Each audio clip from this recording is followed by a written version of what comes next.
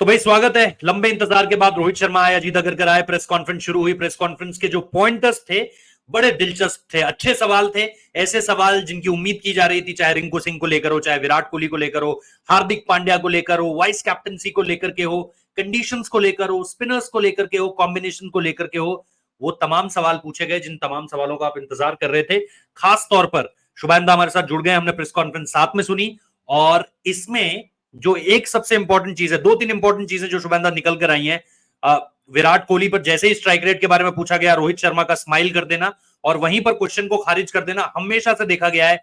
ही always backed him. जब कभी भी मुश्किल समय आया हो या ऐसा लगा हो कि विराट को जरूरत है रोहित शर्मा की, और वो हमेशा से खड़े रहे हैं। और इसके अलावा हार्दिक पांड्या की वाइस कैप्टन, हार्दिक पांड्या की कप्तानी पर भी वो बोल सकते थे, लेकिन उन्होंने ना बोलना चुना। Again this shows the stature of the man. जो जेंटलमैन है वो उसके बारे में दिखाता है रोहित शर्मा के बारे में, कि कंट्रोवर्सीज को दूर रखा, क्योंकि उन्हें भी पता है कोई एक शब्द उनकी तरफ से इस वक्त पर बवाल मचा सकता है। कैसे देखते हो पूरी प्रेस कॉन्फ्रेंस को? रिंकू के बारे में भी जवाब आया, केएल के बारे में, संजू के बारे में, स्पिनर्स के बारे में, सबके बारे में जवाब आया। बिल्कुल, बहुत अच्छा प्रेस कॉन्फ्रेंस था जैसे आपने बताया। और इस टाइम पे किसी कंट्रोवर्सी को आग देना भी सही नहीं होता। बीसीसीआई चीफ सिलेक्टर अजीत अगर के तरफ से भी और इंडियन कैप्टन रोहित शर्मा की भी तरफ से भी, क्योंकि अल्टीमेटली हम इंडिया की बात कर रहे हैं। और as a captain, as a chief selector, उन लोगों का काम है कि देश के इस टीम को प्रोटेक्ट करना। वही इस प्रेस कॉन्फ्रेंस में उन्होंने किया। पहली बात, जैसे ही आपने बोला कि विराट कोहली के स्ट्राइक रेट पे रोहित शर्मा हंस पड़े और फिर अजीत अगरकर ने उसका आंसर दिया। तो देखिए, जितनी भी हेडलाइंस बनती है न्यूज़पेपर्स में, टीवी चैनल्स में, डिजिटल मीडिया में, इन लोगों के आंखों में जाती है, इनके कानों में जाती है वो बातें। तो आई गेस वो हंसी वहीं से ही आ रही थी। बट अल्टीमेटली अजीत अगरकर ने साफ साफ क्लियर कर दिया कि देखो, आप लोग शायद बात कर सकते हो स्ट्राइक रेट के बारे में, हम लोग बात नहीं कर रहे, क्योंकि हमें पता है विराट कोहली कितने महान प्लेयर है, क्या किया है उन्होंने इंडिया के लिए। और जैसे कि आपने बताया कि रोहित शर्मा ने जिस हिसाब से विराट कोहली को जरूरत आने पे बैक किया है, वो विराट के कैप्टनसी में भी रोहित को बैक किया गया था, जिस हिसाब से टेस्ट क्रिकेट में उनको उनकी वापसी हुई थी। तो ये बॉन्डिंग जो है, ऑन फील्ड बॉन्डिंग जो है इन दोनों के बीच, जब रोहित सेंचुरी मारते हैं विराट सेलिब्रेट करते हैं, विराट जब सेंचुरी मारते हैं रोहित सेलिब्रेट करते हैं। लास्ट वर्ल्ड कप में हमने देखा था दोनों को कई कई मैचेस में कि साथ में ड्रेसिंग रूम में बैठे हैं, डगआउट में बैठे हैं, कई कई जगह जब मैच टाइट हो गया था सीढ़ियों में साथ में बैठे हैं, साथ में उठ के सेलिब्रेट किया है। तो बॉन्डिंग और केमिस्ट्री दोनों में है।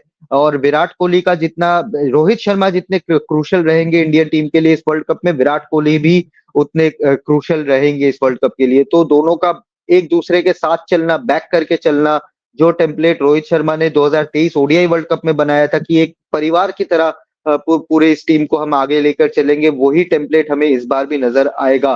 कि चाहे वो विराट हो, चाहे वो यंगस्टर हो, चाहे वो कमबैक मैन संजू सैमसन या युजवेंद्र चहल हो, सबको साथ में लेके चल के सबके अंदर वो कॉन्फिडेंस देना बहुत इंपॉर्टेंट रहेगा रोहित शर्मा के लिए भी। And I am pretty sure वो करेंगे भी ये चीज।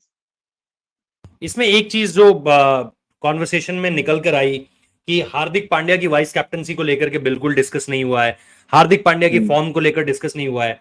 ये थोड़ा सा आपको लग रहा है प्लेइंग टू द गैलरी, जिसे कहते हो कि भाई कोई नेगेटिव एस्पेक्ट देना ही नहीं चाहते हैं। अभी डिस्कशन जरूर हुआ होगा, मुझे भी पता है, आपको भी पता है, चर्चा इस बारे में जरूर हुई होगी कि हार्दिक का फॉर्म क्या कंसर्न है, वरना आप शिवम दुबे पर इतना इंटरेस्ट ना दिखाते। और जब रोहित ने यह कह दिया कि शिवम भी गेंदबाजी करेंगे, तो आपको चीजें समझ में आ गई कि यह बात कहां से निकल कर आ रही है।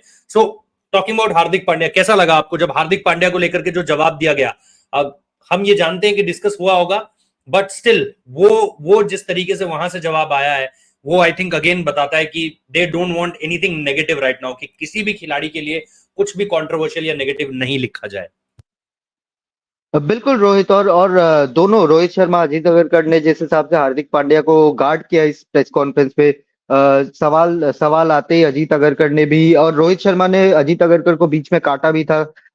ये बोला कि आप उस सिलेक्शन कमेटी के मेंबर नहीं थे जब ये बात हुई थी कि ओडीआई वर्ल्ड कप आ रहा है तो हम लोग ओडीआई में ही फोकस करेंगे, जो मेन प्लेयर्स है T20s नहीं खेलेंगे, इसीलिए हार्दिक पांड्या लीड कर रहे थे। जो पिछले सिलेक्शन कमेटी के साथ बात हुई थी वो रोहित शर्मा ने सामने रखी। और उसके बाद फिर अजीत अगरकर ने ये भी बोला कि नहीं, हार्दिक पांड्या एक लंबे ले ऑफ के बाद वापस आ रहे थे, लास्ट 2023 वर्ल्ड कप में वो खेले थे, उसके बाद इंजरी हो गई थी बीच में पुणे वाले मैच में।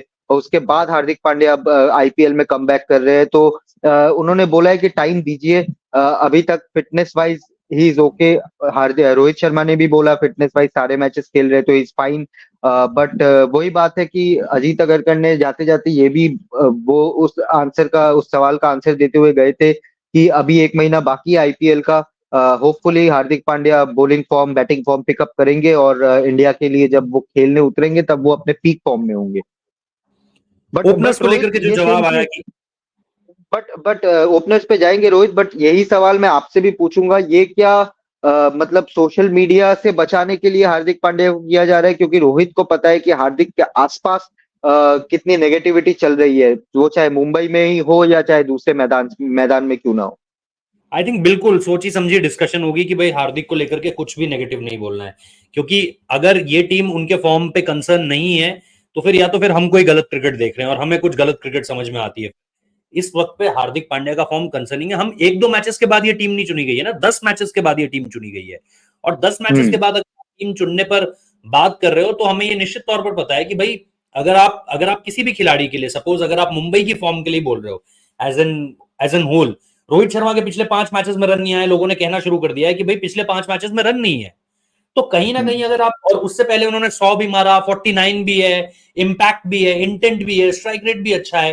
तो अचानक से जब रोहित शर्मा को लेकर के बात होने लगी है, यशस्वी जायसवाल को लेकर के बात होने लगी थी, हो ये भी सकता था कि अगर हम्म। उनका 100 ना आता तो चीजें इधर उधर हो सकती थी, लेकिन उनका टाइमली 100 आना मतलब आपके लिए चीजें थोड़ी सी बेहतर हो गई। तो मुझे लगता है कि पहले ही ये प्री डिसाइडेड रहा होगा कि हार्दिक को लेकर के सवाल आएंगे, but we have to tackle it बिल्कुल इन अ प्रोफेशनल वे। हमें कोई नेगेटिव इंपैक्ट नहीं क्रिएट करवाना है इस वक्त पर, बिकॉज ऑलरेडी इतनी नेगेटिविटी चल रही है उसके इर्द गिर्द। यहां से अगर कुछ जाता है, क्योंकि ये इंडियन टीम है, ये नेशनल टीम है, आप जब मुंबई इंडियंस तक हो आप आईपीएल तक सीमित रहोगे, लेकिन अगर यहां से कोई बात आज बोल दी गई तो वो फिर वर्ल्ड कप तक कैरी करेगी कि भाई बिल्कुल। इसको लेकर के अजीत अगरकर ने ये कहा था कि वाइस कैप्टन से डिस्कस हो रही है, इसको लेकर के अजीत अगरकर ने ये कहा था कि हाँ इस वक्त पर बॉलिंग फॉर्म कंसर्न है, बट हम आगे चलकर देखेंगे इंडिया के लिए वो क्या करते हैं। ऐसा कुछ भी नहीं कहा गया है। सारी चीजों को जो आप बोल सकते हो ना कि खारिज कर दिया गया है कि नहीं जी ऐसा तो कुछ नहीं था, नहीं जी ऐसा तो कुछ नहीं था। तो मतलब बिल्कुल जिसे आप कहते हो पोकर फेस के साथ एक तरीके से बताई गई है सारी की सारी बातें, और अब वो आपके ऊपर है आप कितनी चीजें समझ पाते हो कितनी चीजें नहीं समझ पाते हो।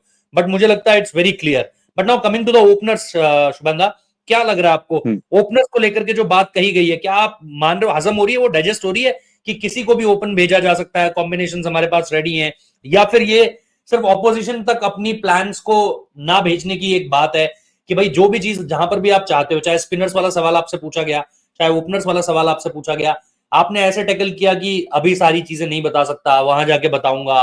ओपनर्स को लेकर के उन्होंने सीधे तौर पर कहा कॉम्बिनेशंस बहुत सारे हैं, कोई भी कर लेगा। तो लुक लिटिल कैजुअल, बट आपको ये स्ट्रैटेजी का हिस्सा साफ तौर पर समझ में आ रहा है, बिकॉज दुनिया के सारे कप्तान, दुनिया की सारी टीमें आपकी ये प्रेस कॉन्फ्रेंस सुनना चाहेंगी। बिल्कुल। और रोहित शर्मा ने स्टार्ट होते ही ये बात बोली थी जब उनको स्पिनर वाला सवाल पूछा गया था कि क्या कॉम्बिनेशन रहेगा, कौन खेलेंगे, तब उन्होंने कहा कि मैं बहुत सोच समझ के इसका आंसर दूंगा, क्योंकि पूरे सारे जितने भी पार्टिसिपेटिंग नेशंस है वो ये प्रेस कॉन्फ्रेंस सुन रहे होंगे और मैं अभी कुछ कॉम्बिनेशन वाइज डिटेल्स अभी कुछ मैं देना नहीं चाहूंगा। बट साथ ही साथ उन्होंने बहुत एक सरप्राइजिंग बात की, उन्होंने ऋषभ पंत का नाम भी लिया था शायद वो ओपनिंग वाले बात पे, चाहे वो यशस्वी हो, चाहे वो विराट हो, चाहे वो ऋषभ पंत हो, सारे ऑप्शंस हमारे पास खुले हैं। और तो ऋषभ ने ये एक ओपन अच्छी किया हुआ बात है है। वेस्ट इंडीज में, अगर आपको याद हो ऋषभ ने ओपन बिल्कुल। किया हुआ है। बिल्कुल, अपने अंडर 19 करियर में ऋषभ ओपन ही करते थे। ऋषभ ने बीच में जब एक्सीडेंट से पहले उनसे पूछा गया था तब उन्होंने वो दावा भी रखा था कि मैं ओपन करना चाहूंगा टी20 क्रिकेट में। तो ऑप्शंस है उनके पास, अगर वो चाहते हैं कि अंदर हमें शिवम दुबे को खिलाना है तो शायद यशस्वी को नहीं खिला के आप ऋषभ पंत से भी ओपन करवा सकते हो। उससे आपको आपके मिडिल ऑर्डर में शिवम दुबे के लिए जगह खुल जाएगी, या अगर आप संजू सैमसन को as a middle order batter खिलाना चाहते हो तो वो जगह उनके लिए खुल जाएगी। तो ये अच्छी बात है कि इंडिया थोड़ा सा आउट ऑफ द बॉक्स सोच रही है, इंडिया थोड़ा सा अलग सोच रही है कि ये ऑप्शन भी हमारे पास है। पहले की इंडियन टीम्स क्या होती थी रोहित, बहुत रिजिड होती थी कि नहीं यही हमारा टॉप 3 है, यही हमारा नंबर 4 नंबर 4 नंबर 4, यही नंबर 4 चाहिए हमें। तो वो फ्लेक्सिबिलिटी कभी नजर नहीं आई, वो अश्योरिटी कभी नजर नहीं आई। इस बार अगर आईपीएल वर्ल्ड कप स्टार्ट होने के 2 महीने पहले भी अगर रोहित शर्मा बोल रहे हैं कि हमारे पास ऋषभ पंत भी एक ऑप्शन है, अगर उनका नाम लिया जा रहा है तो डेफिनेटली बात हुई होगी कि हमारे पास 4 ओपनर्स का फ्लेक्सिबिलिटी है, तो दैट्स अ गुड थिंग मेरे हिसाब से। क्या क्या रहा आपके लिए? फाइनली मैं आपसे जानना चाहूंगा कि कैसे सम अप करते हो इस प्रेस कॉन्फ्रेंस को? बहुत ज्यादा चीजें आउट नहीं रखी, लेकिन जिन सवालों के जवाब देने थे उनके दिए, सही तरीके से दिए। रिंकू को लेकर के क्लैरिटी है, केएल को लेकर क्लैरिटी है, यूजी को लेकर के क्लैरिटी है। मतलब जहां रोहित शर्मा को छुपाना था उन्होंने छुपा भी दिया, और जहां बताना था उन्होंने बता भी दिया जिन सवालों का जवाब। एक आध चीजें हैं जो हमको साफ तौर पर पता है कि हार्दिक को लेकर के जो उन्होंने बोला वो शायद एक एक जिसे जिसे कहते हैं ना कि मिठाई के ऊपर वो सिल्वर कोटिंग चढ़ाना, कि भाई बहुत अच्छे तरीके से इसको प्रेजेंट कर सके। ये थोड़ा सा ऐसा मसला है जिसको लेकर के अगर हम हल्का सा भी ऑफ ट्रैक हुए तो गड़बड़ा जाएंगी सारी की सारी चीजें। तो कैसे कैसे कंक्लूड करोगे इस पूरी की पूरी प्रेस कॉन्फ्रेंस को?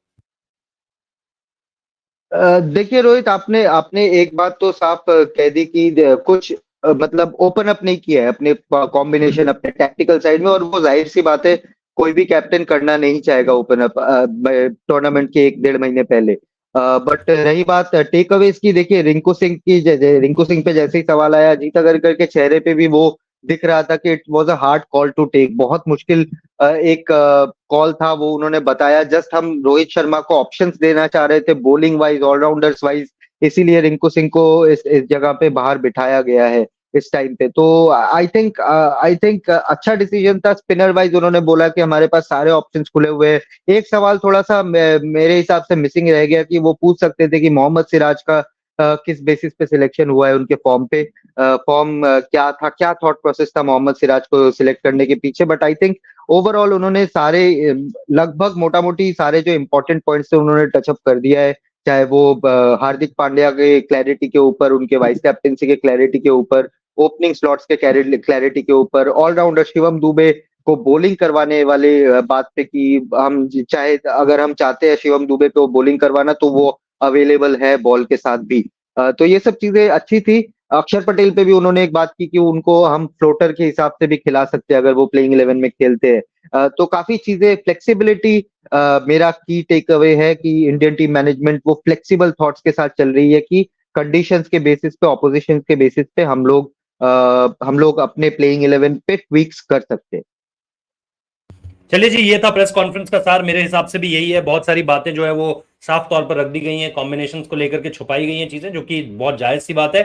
कुछ देर बाद आप प्रेस कॉन्फ्रेंस यहां देख पाएंगे। आपको अगर ऑडियो सुनना है तो आप हमारा जो 2 घंटे का, ऑलमोस्ट 2 घंटे का जो लाइव सेशन था, उसमें हमने प्रेस कॉन्फ्रेंस जो है उसका ऑडियो भी यूज किया हुआ है। कुछ देर बाद जब बीसीसीआई की तरफ से प्रेस कॉन्फ्रेंस आ जाएगी, आप उसे रेड स्पोर्ट्स के डिफरेंट डिफरेंट प्लेटफॉर्म्स पर देख पाएंगे, और वेबसाइट पर आर्टिकल आप पढ़ सकते हैं। तो तमाम जगहों पर जो है आपको डिफरेंट वर्टिकल्स पे आपको इससे रिलेटेड अलग अलग कवरेज मिल जाएगी। ये हम आप पर छोड़ते हैं कि आप पढ़ना चाहते हैं, सुनना चाहते हैं, देखना और सुनना चाहते हैं। सारी चीजें जो है वो आप पर निर्भर करती हैं। बस हम इतना चाहते हैं कि आप सब्सक्राइब कर ले जाने से पहले।